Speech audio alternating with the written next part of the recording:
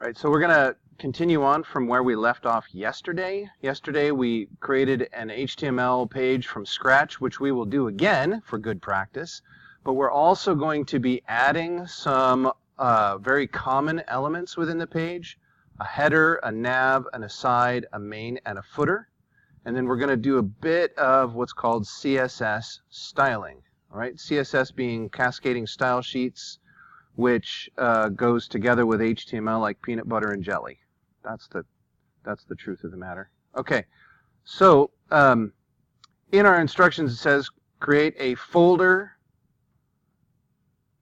and then we're going to also put images inside of it.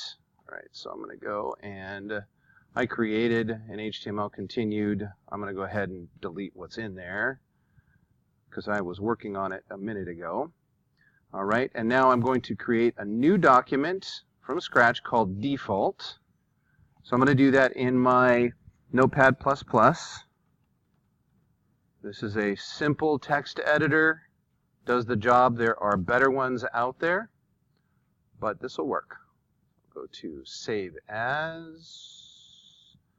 Go to my desktop, put it into my continued folder. Call that default. Now again, we're going to call it default.html, and we have to save as type. We have to set it to hypertext markup language, or HTML. That's what it stands for. All right. So we will go ahead and start off with telling the browser what kind of document this is going to be. Doc type, HTML. The all caps does not really matter, but I have found that some people think it does. We can make those purists happy if they want. Then we tell where to begin speaking HTML, which is on the next line. We'll come down here and tell it when to stop speaking HTML. Okay, opening and closing tags. Okay. I'm going to go ahead and save that. Now there's basically two different portions of a website: the invisible stuff and the visible stuff. The invisible stuff goes inside the head. Close that off right there. The visible stuff goes inside the body tag.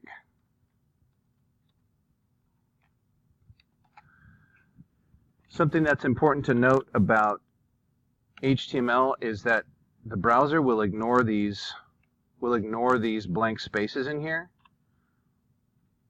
So you can use these blank spaces to kind of break up your content and make it easier to read. So for instance, if I wanted to put my title in here, which is the right place for my title is between those two head tags. Say, let's see here. I forget what we're going to put in here. Looking in my instructions, and I'm just going to say my web page. Or something else. Web page. Put a closing tag on that.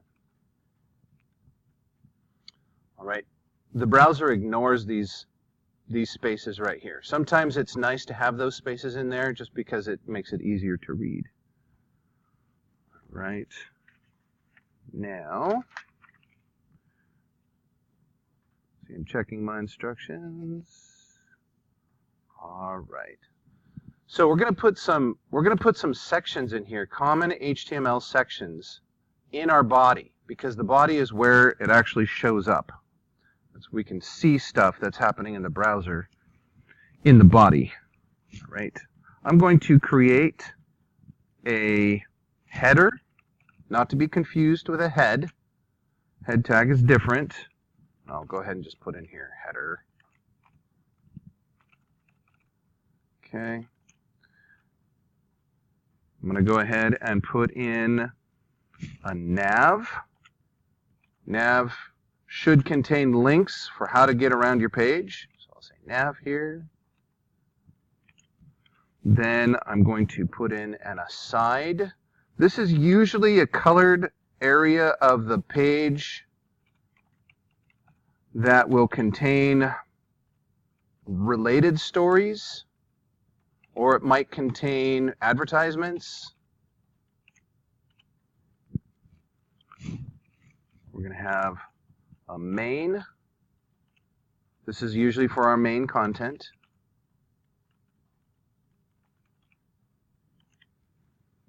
And then we're going to have a footer.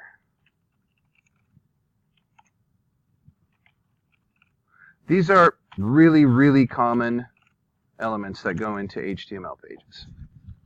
Not essential. If I took out the main or the aside, it's not going to hurt it. It just depends on what kind of content you want to put in there. Okay, so yes? Your nav doesn't have a Oh, good. Good catch. Thank you. There we go. All right, let's go ahead and test that out in our browser of choice. I'm going to go ahead and open that, go to my continued default, and that's what it should look like. Go ahead and make that bigger. Okay, those are not H tags. Those are not headline tags. It's just so big because I zoomed in, that's all. If I zoom back out, let's see, there's 100%. It just looks like regular text. I did that so you can see it better. Okay, now styling. When you want to make something look good in an HTML page, you're typically going to be using cascading style sheets, or CSS. And if you want to do it in the very same document, which is a good idea when you're just starting off, the CSS goes in a very specific place. And it's just before the closing head tag. So I look for that /head, and then I can put my styling information in here, and it has to go within style tags. So style, and then I'll go ahead and go down here and close off my style tag. Okay, and now I can go through and style each of these, and the styles have a particular syntax, all right? So I'm going to name that first element, and then whatever attributes I give that header go in curly braces. Curly brackets? Curly things. What about colon? Doesn't need it. Nope. You're thinking JavaScript. Yeah, you've crossed the line. You're thinking name value pairs, right? When you create an object. Oh, it's so confusing. I know. You were going back to the basics, and now you're all into the complicated stuff. Okay. All right. So yeah, we will get to the content here. The content does have a colon, right? So when we create, for instance, we create the width, then we get a colon there. All right, that makes sense, right? Okay, 100%. And then it gets a semicolon at the end, because if you don't put a semicolon at the end, it will get confused often. The browser will get confused, and it'll just refuse to work with you. It's kind of like a diva, right? The browser is selectively obnoxious. Just it's especially bad with JavaScript. Okay, so what we have here is we have an attribute, and then we've told it how much of that attribute, or what quality of attribute we want there. So we've said that we want the width to be 100% of the browser. Okay, now this isn't going to make a lot of sense yet until I give it a background color. Background color, and then this one is going to be, you have to put a number sign in front of it, it demands it. 99CCFF is the color I'm going to use. This is what's called a hexadecimal color. It's a numeric representation of a browser color. You could also put in there blue. It also will read simple. This is like the guy's color theme right here. You got blue, you got your red, you got green. The simple stuff, right? But to get more specific, you've got numbers and letters here in what's called a hexadecimal scheme. This right here, if you guys remember how to build colors using RGB, these two colors represent the red, green, and blue. Right? So how much of the red, green, and blue light is getting pushed into that color is represented right there. Okay, so let's go ahead and just take a look in our browser. If I refresh it, you can see now the header background color goes all the way across the page. 100%. Yay, it worked. A thing worked for a minute. Yes? I do want to note that if you are going to look for, if you're looking for a specific color, you can look up hexadecimal number Yes. on Google. Yes. I had to do that. Yeah, you can look it up. What I typically do is I'll go into Photoshop or Java or Illustrator and apply a color and then see what it actually is. Yeah. A good text editor like this will allow you to see the colors too. They'll have color tools in there that when you start typing it in, it'll say, oh, do you want to see the color picker? And then you just click the color you want, which is really nice. Yeah, but not this one. Text or Notepad++ is pretty simple. All right, now we're also going to give the header a minimum height, and that is using this attribute right here, and I'm going to say 90 pixels, right? You guys remember what a pixel is, right? Basically one little dot on your screen. Okay. All right, so now I'm going to go ahead and save that. If I go refresh my page here, you can see what the min height did. All right, it basically created a space for us, and nothing else can go in there until we put something else inside the header. All right, so all this other stuff gets shunted outside and shunted down the page because we told it to. Let's work on our nav now. So in our nav, got curly brace, then what goes inside of it will dictate how it looks. I'm going to go ahead and give that a width of 100%, making sure to put a semicolon at the end. Semicolon is like, in the browser, it's like putting a period on the end of the sentence. Right? I've stated my case, now I'm done talking.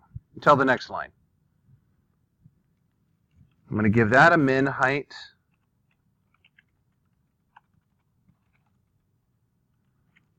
of 30 pixels, px. Give that a background color, colon, of 6 CF. It'll be 6 CF. You will see shorthand sometimes. If you've got repeating numbers like this, so 66CCFF, you will see this sometimes, 6CF. And it should work. Let's go ahead and see if it works. Yep. It worked that way. But I'm going to put it in there, the longhand, just to keep from confusing people. All right. Let's go ahead and style our aside.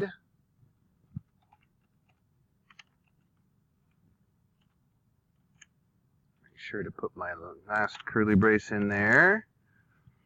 I'm going to give it a width of 33% because I want it to be only a third of the width of the content here. I'm going to give it a min height of 400 pixels. Give it a background color. Oh no, that's not what I wanted. Color of, okay, now this one's more complicated. Got to put a number sign in front of it. E6, F7, FF. I can tell you I got that from either Illustrator or Photoshop. Now, this one is funky. Because it's only a portion of the width, I'm going to tell it I want it to float to the left so that other content can float up beside it. All right, so I'm going to say float, float, left. You can also make things float right, but you cannot float things center. That doesn't make any sense at all to the browser. It likes float left and float right. Let's see what happens.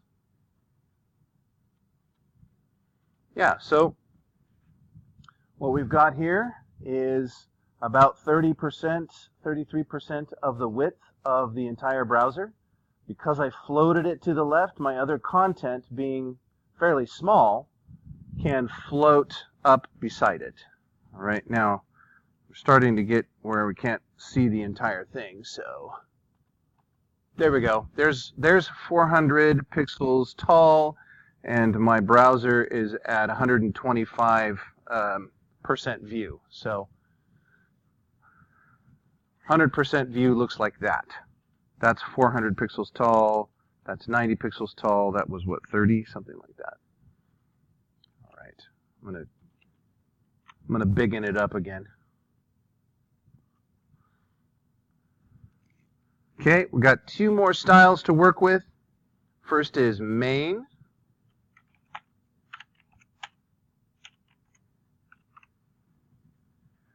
I'm going to give that a width. So if I have 100% and I subtract 33%, what am I left with? Somebody with math brains? Anybody? 67%. That's what I thought. I'm going to give it the same height as my aside because it's going to sit right up beside it. So I'm going to say min height, 400 pixels. I want to give that a background color of white.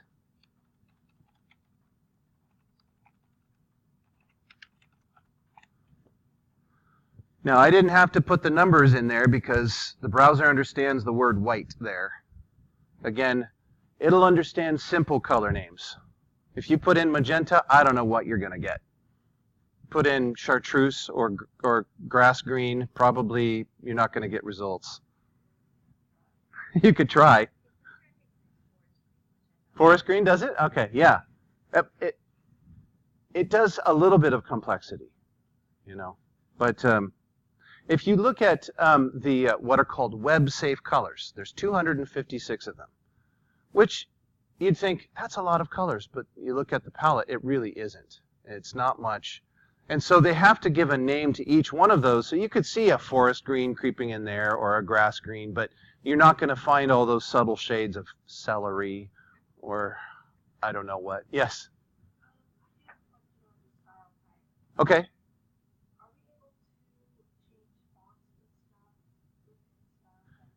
Yes? Yep. Yeah, so it's all CSS. It just depends on where you want to put it, right? The beauty of the external style sheet is that, let's say you've got 10 HTML pages. You've got one style sheet. From each of those 10 pages, you link to that single style sheet, and it styles all of them consistently. That's the beauty of it. Now, if you want to then go and do something different in one document, you could link to that style sheet, right? And then put styles in line in the same document and have it take over certain ones, right? That's the beauty of a cascading style sheet, right? They cascade, right? They will take over from others. Yes?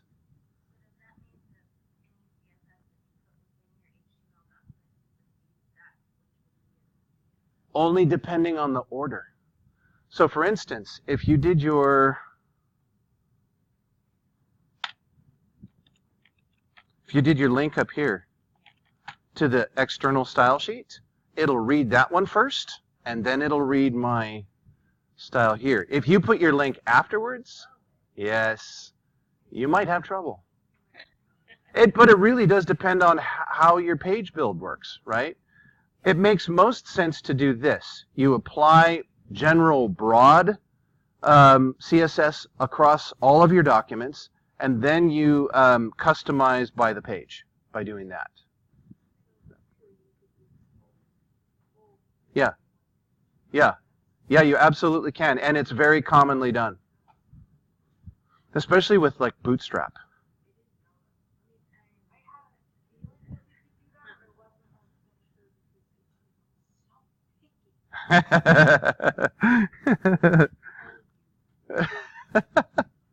Okay, so last thing I'm going to do in here is I'm going to force main to float right. So hopefully this sits next to the aside, right? Because the aside is a third of the width and it is floating left, with the main hopefully being that it is the remainder of the width and it's floating right. They should sit next to one another. Let's see. I'm going to go ahead and save and then go back here. And sure enough, because the main is now the rest of the width, footer kicked down to the next line.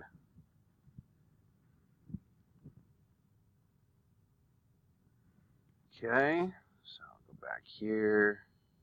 And now the last thing for me to do is to do the footer. Style that footer up nicely. I'm going to give it a width of 100%. Min height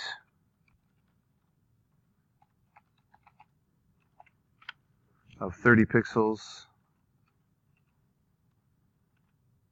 Give it a background color.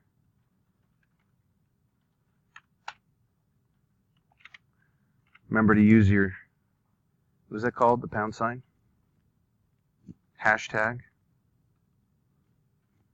99CCFF.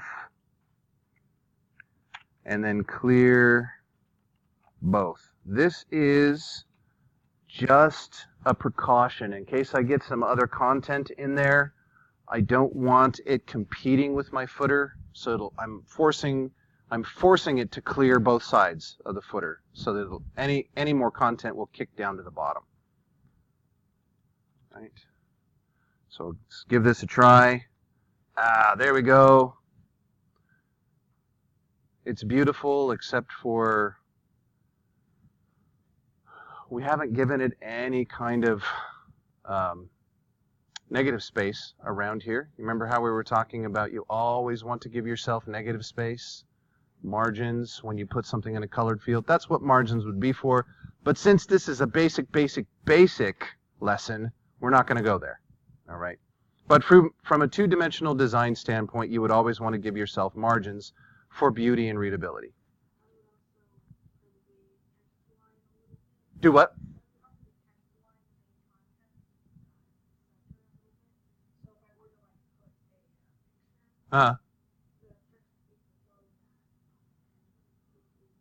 Depending on your layout. Yeah, depending on your layout. Yes. Right.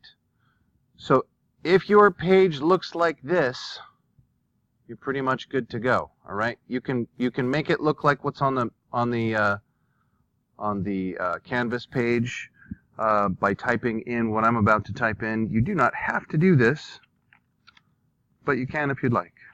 I'm just going to complete it to make it look like what's on the Canvas. This is my header. It is 90 pixels tall and 100 pixels wide, 100% wide. In your navigation, you would typically have several items. I'm going to go ahead and say item 1, then use a vertical divider, which is How do I describe this? On your main keyboard, the upper right key, and then you go one to the left and hold the shift key to get that. Item 2 and item 3.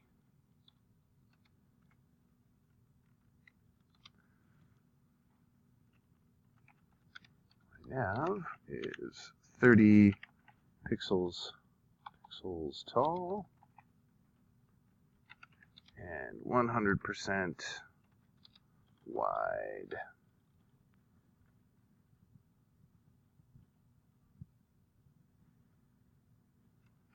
This is my aside. It is 400 pixels tall and 67% wide. I'm just going to copy paste and do this for my main. This is my main. It is 400 pixels tall and 67% wide. Oops, on my aside I got it wrong. It was 33% wide. I was looking down at the next line. Okay, do the same thing here. This is my footer. It is 30 pixels tall and 100% wide. Question? Yeah.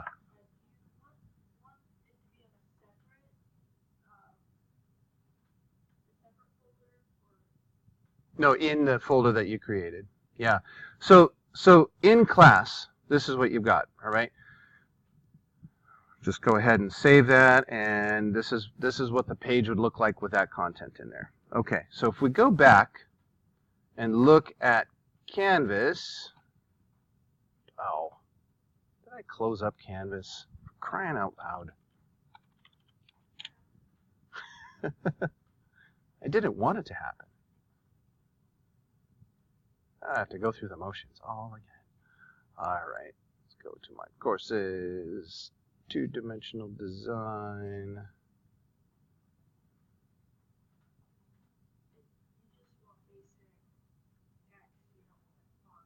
Well, here's the homework part of it. Okay.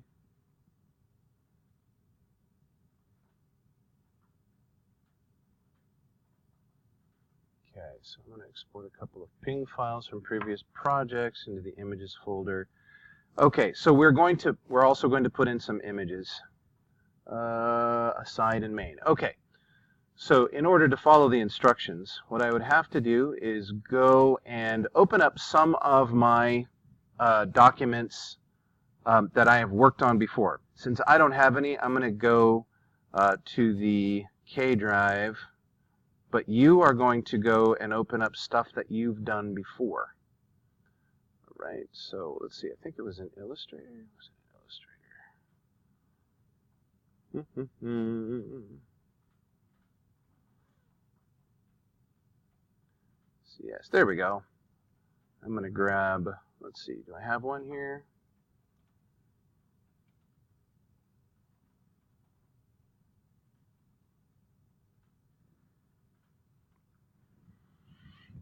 Yes, we're going to export a graphic because we're going to need that for our final project. Okay, so I've got this wacky image here. I'm going to go ahead and make my artboard just fit it, like so. There we go. And then I'm going to go up here to File. I'm looking for Export, Export for Screens. All right, so exporting for screens, I'm going to export to, there's my continued, and I need in here an images folder. Export to my images, select that folder. I don't want to create subfolders. All right, what would happen is if I created subfolders, it'll create a folder inside my images called like X1 or X2 or something along those lines. I don't have any need for that. I just want to put them into my images folder. Okay? And I can leave the rest of this alone. I'm going to leave this at the scale of 1x. For those of you who are in my HTML course, you guys remember the picture tag?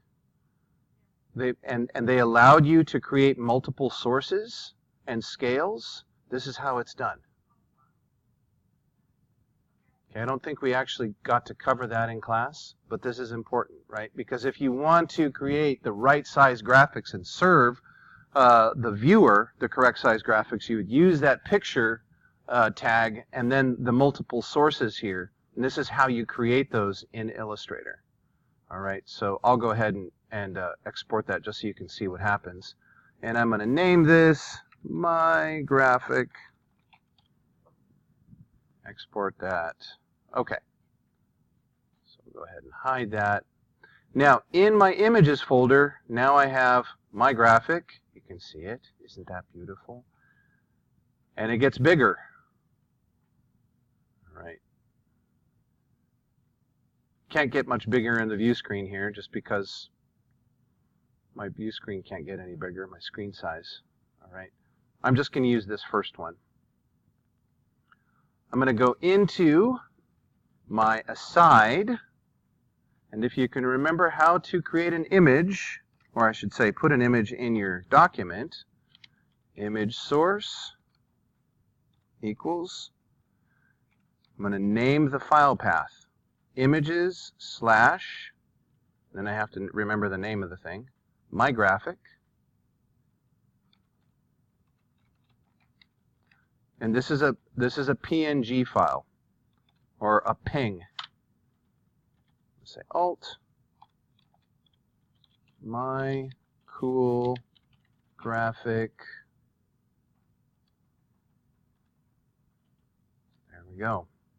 I'm going to make that a little bit smaller so we can see it. Okay, so that went inside my aside, and I would want to do the same thing for my main. I'll put an image in my main.